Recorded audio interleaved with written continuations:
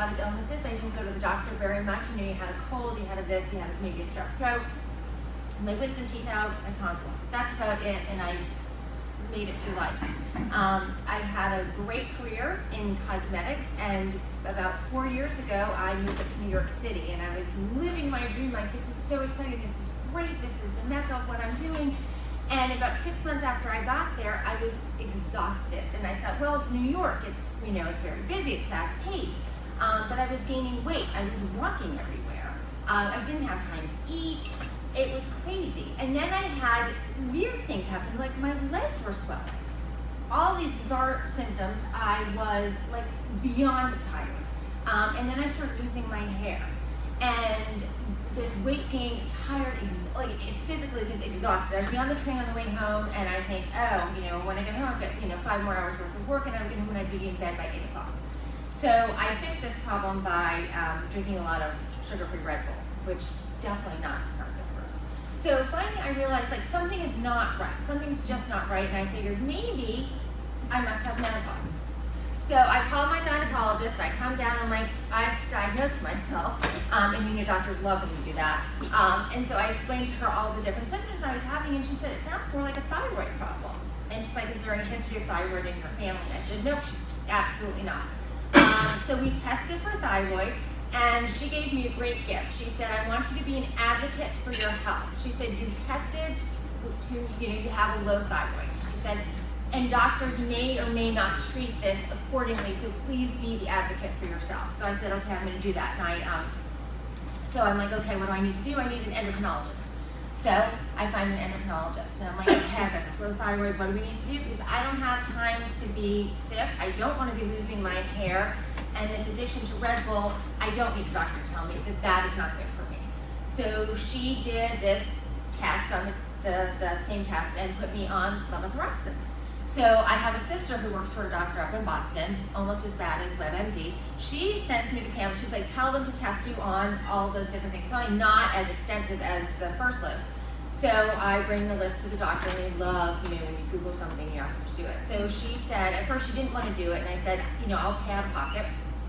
They did the test, and you know what? Nothing changed. It was still levothyroxine. So I was like, this is interesting. So then I really start Googling, because I'm taking this medication, I'm still losing my hair, I'm still tired, my legs are still full, and I'm kind of like, I'm at the gym 3 times a week, not losing an inch, nothing.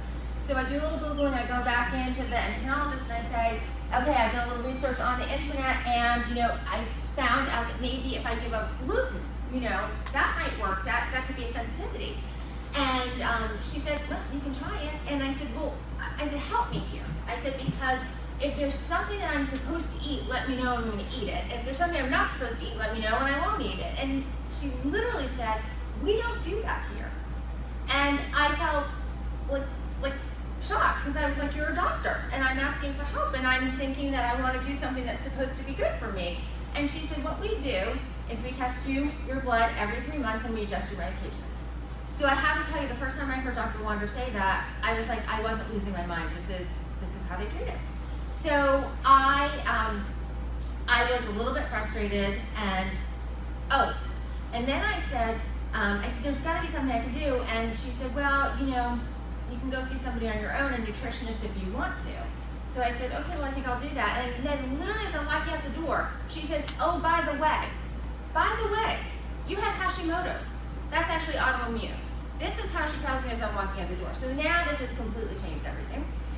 And I am still so tired. I'm taking this medication, still losing my hair, and I really can't keep up the work pace in New York. It just was too much for me. And so I just decided I had to make a life decision, and a series of events conspired, and I was able to move back to Maryland, which is where I'm from. And I moved back here last October, November, and I was determined to find a solution. And I came upon Dr. Wander, and I was amazed. And I was so excited, because I honestly had hope for the first time. Because the worst part that I went through was nobody believed me, because I didn't look sick. You know, with Hashimoto's, you don't look sick. And when you tell people you're tired, they think you're complaining. And it was scary, it was frustrating, and it was lonely, because even my sisters didn't believe me. So you just really felt like I was complaining all the time. So I came to see Dr. Wander, and again, I heard this, and all the things that he was saying were so true. All of the symptoms were true. People not talking about it. And then the thing that shocked me the most was all these different symptoms and all these people on the same medication. So he talks about being dedicated. I think I met him in December. Finally in December, it was about 2 weeks before Christmas, in the throes of the holiday season, and I was like, sign me up, whatever I have to do, I'm gonna do. Giving up Red Bull was one of them. But I had to go through this detox. I went through this whole detox right before, literally like 8 days before the holidays. Like no sugar, no alcohol, no caffeine, no dairy, like nothing. But you know what? It was amazing. The other thing for me was I was a vegetarian, so I thought. So I was eating literally everything wrong for me. So that was the other part with this endocrinologist. I mean, literally everything that I was putting into my body was like peanut butter and wheat toast, bagels, pizza. You know, it's New York, so if you're hungry, you know, you grab a bag of M&Ms. Honestly, since I've been in the last year, I feel so much smarter. And I can't believe how uninformed I was as a grown adult. You know, like yes, on the surface I knew a bag of M&Ms probably wasn't good for me, but I didn't realize, you know, today I carry around either clementines or a mandarin with me, and it's just as sweet and it's so much more satisfying, and it's amazing.